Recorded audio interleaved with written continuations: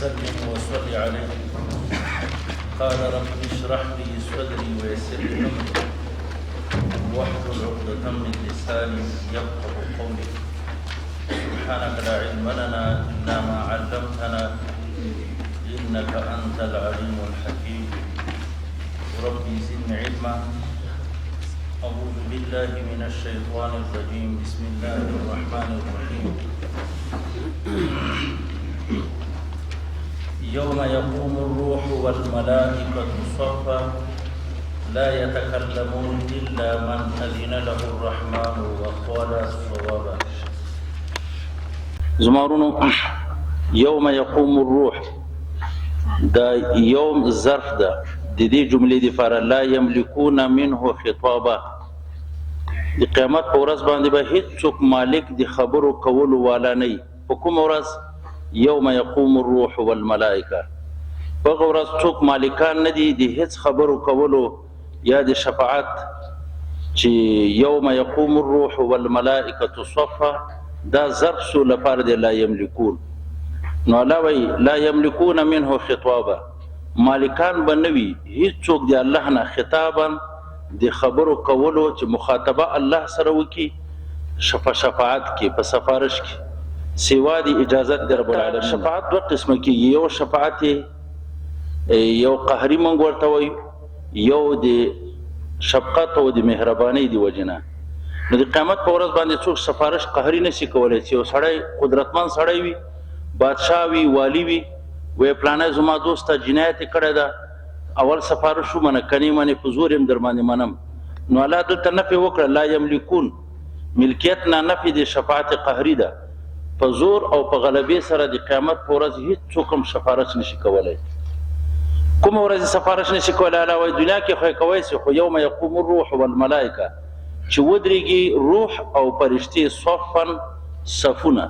چې کله فرشتي ودرېږي صفونه د الله مخ کې د قیامت ورځ قائم کړل شي، په دې ورځ باندې هیڅ څوک شفاعت قهري په غلبي او په زور باندې د چانه. زمانو د یوم یقوم الروح والملائکه دلته کې روح مقدم ده او فرشتي ورسته ذکر کړی الله.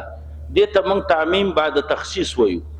او په سوره انزال کې علاوه ان انزلنا فی ليله القدر وما ادراک ما ليله القدر ليله القدر خير من الف شهر تنزل الملائکه والروح. الته بیا فرشتي مقدم دي په روح باندې. هغه چې به خپل بحث وکړو دی روح. دلته روح مقدم ده په فرشتو، الته فرشتي مقدم دي په روح. نو دا یو ځکه تعمیم بعد تخصیص ده لکه دلته، او الته کې تخصیص بعد تعمیم ده. دا دواړه لپاره د عظمت مخصص وي. تخصیص کې دا چې روح فرشته ده، خو الله د عام فرشتو سره نه دی یاد کړي. نو روح کې معلومیږي عظمت ده، لوی ده، دا یو لوی مخلوق ده. یو روح متعلق مفسرین مختلف اقوال نقل کړي. ساده قول دغه ده چې مراد له جبرائیل علیه السلام ده، خو بعض مفسرین وایي چې روح نه جبرائیل نشي مراد کېدلی. ولې دلته نفي د شفاعت ته، نفي د شفاعت د ټولو فرشتو کې سواسي ده. جبرائیل هم نشي کولی، اسرافیل هم نشي کولی، دیگر فرشتي هم نشي کولی. نو بیا تخصیص څه ضرورت و چې الله کو یوم یقوم الروح. خو ښه روایتونه بعضې داسې نقل کړي چې روح یو ځان ته مخلوق ده چې الله پیدا کړی په څلورم اسمان کې. یو فرشته ده الله پیدا کړې ده، څومره غټه ده، څومره کائنات سي سوا د دې نه دي، لکه علوي کائنات او سفلي ځمکه او اسمان د دې نه لویه فرشته ده. که خلق کولاو کې دا ټول ځمکې اسمانونه په یو ځل باندې دفعتن واحدتن یو مړی کوی شي. یوم یقوم الروح الله په هغه ورځ باندې څوک سفارش نشي کولی قهري دبدبې باندې په زور باندې چې ودرېږي روح دغه غټه فرشته چې په څلورم اسمان کې ده. یا یوه ځانګړې فرشته الله پیدا کړې ده چې په ورځ کې 12,000 کرته د الله ثنا وایي. او هر تسبیح نه یو فرشته پیدا کیږي روزانه. د قیامت په ورځ به د دې یو جماعت جوړ شي. دا روح د جماعت نام ده د فرشتو. دغه جماعت چې تسبیحاتو نه پیدا ده د دې فرشتې چې 12,000 کرته ثنا وایي د رب العالمین، دا به د الله په مخ کې ولاړ وي. نو الله وایي چې په دغه وخت کې هیڅ څوک هم سفارش نشي کولی. په کومه ورځ؟ یوم یقوم الروح، چې دغه جماعت فرشتو ودرېږي، والملائکه او عام فرشتي هم الله ته ودرېږي، بیا څوک سفارش نشي کولی. یا د روح یو بل تفسیر به مو کوم روح چې الله تبارک وتعالی دې کې 80,000 مخه پیدا کړي. زمارونو د او عادت د اویاو عادت دا په د حدیث او قران کې د تکثیر لپاره استعماليږي.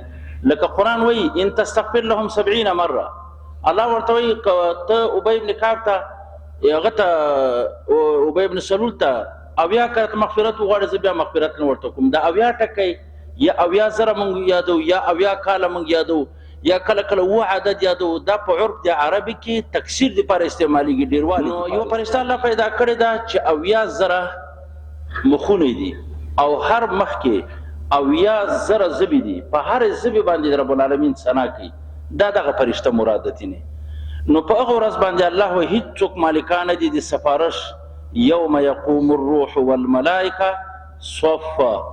الته ګوره لکه ولایت نه چلیږي، والی کار کوي سي الته یره تاسو په نسبت چې والی به وکي کوي سي، والی به کار وکي پټول وایي کوي سي. وزیر اعظم کله تکړه ځان د اخلاص کیزه موږ سفارش په دی ور نه کوي، خو چې ځان اخلاص کم نر وي تکړه به چې خپل ځان خلاص کی. ښا یوم یقوم الروح الله وی په ورځ باندې هیڅ څوک مالکان دي د سفارش. والملائکه صفا چې صفونه ودرېږي. دا حال واقع شوی ده. الله څه وی لا يتکلمون. دا خو پرې د چې شفاعت قهري وکي نه په زور سفارش دي چا وکي. لا يتکلمون دا من فی السماوات و من فی الارض یا فرشتي هیڅ څوک خبرې نشي کولای. ښا هیڅ څوک خبرې نشي کولای. وخشعت الاصوات للرحمن هم سره غل کنه صرف د پڼو اوازونه کتا سوخ مزل لیدلې هغه چې صف صف دغه اوازونه به وي نو به هیڅ ویره نه. مونږ وای کړو سړی ویره د زبانی وهل سو وای د پښتانه ویره خبرې نشو کولای. ښا د قیامت د تکالیف دي چې د خلکو زبان به بند وي، خبرې به نشي کولای. الله ولا يتکلمون خبرې به نشي کولای څوک، خو الا من اذن الله الرحمن الا من مگر هغه څوک به خبرې کوي په شفاعت او په سفارش باندې اذن الله الرحمن چې الله ورته اجازت کړی وي. چې الله چاته اجازت کړی وي، اجازت الله تبارک وتعالى د سفارش د تخصیص فرشتو پورې نه ده. فرشتي هم سفارش کولای شي چې الله اجازت ورته وکړي، انبیاء هم کولای شي، علما هم کوي شي، شهدا هم کوي شي. حدیث کې خدري راغلي دي چې انبیاء علیهم السلام کوي چې دوی ته الله اجازت وکړي چې انبیاء سفارش وکړي. بیا خاص کر سید العرب والعجم محمد مصطفی صلی الله علیه وسلم به کوي، او بیا به علما کوي، بیا به شهدا کوي. په حدیث کې د درې ډلې راغلي الا من اذن له الرحمن مگر هغه څوک به خبرې کولای شي په سفارش کې الله سره چې اجازت وکړي دته رحمان. هو قال صوابا. دا وقال صوابا دو ترجمه وکړو. دا وقاله کې ضمیر راځي کې شافع ته هغه څوک چې الله ورته اجازت کوي چې هغه ثواب کړي وي، نه عقیده سالم وي.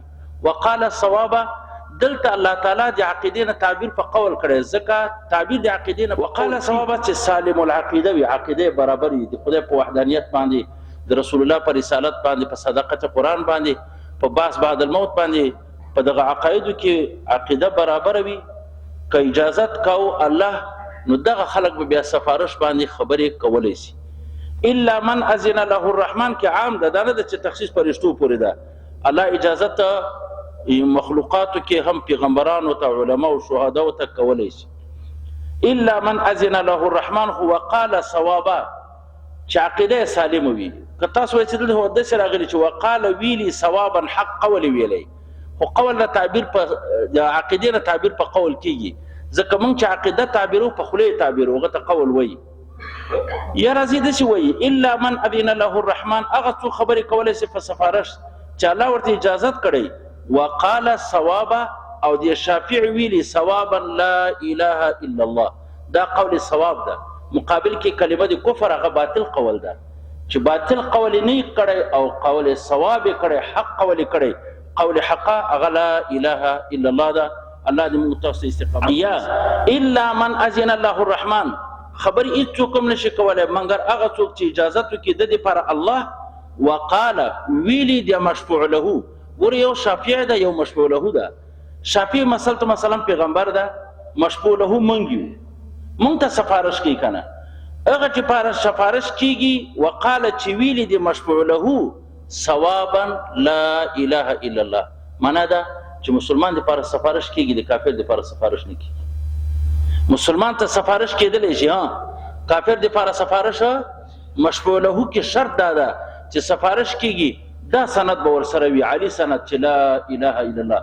که دا سند چا سره نه وي چې څومره ډیګري اخیستې وي که نه هغه ناکامې ډیګري دي چې د لا اله الا الله سند نه وي ورسره. وقال ویلي مشفوع له صوابا حق یا لا اله الا الله ویلي.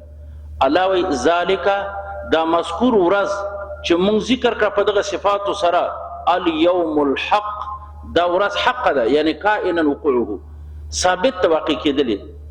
یعنی دا به ډېره قمقلي نه وي چې الله دومره په تیزۍ خبره کوي که نه او بیا هم خلک انکار کوي. بحث بعد الموت شته که نه شته؟ یو ورځ به راپاڅېږو بېرته د مرګ نه که به نه راپاڅېږو.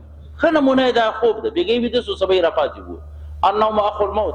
ګوري مسلمانانو چې الله چاته کله اراده غلطه وکړي که نه بیا په دې عقایدو کې وري کله بعضې خلک انکار کوي د عذاب قبر نه. ګوره دلته د الله څومره هغه کړی ده، تایید کړی ده. ذالک دا مذکوره ورځ، دا ذکر کړی شوې ورځ الیوم الحق، دا ورځ حق ده کائنا وقوعه ثابت ته واقع کېدلې. هېڅوک هم انکار نشي کولی خو چې ذي عقل وي او چې صاحب عقل نه وي که نه هغه انکار کوي. ډېر منکرین شته د بعث بعد الموت. ګورې زما ورونو د ښه مثال د دې چې دا خامخا د قیامت ورځ هم راتلو ولا ده او قبر عذاب هم حق ده.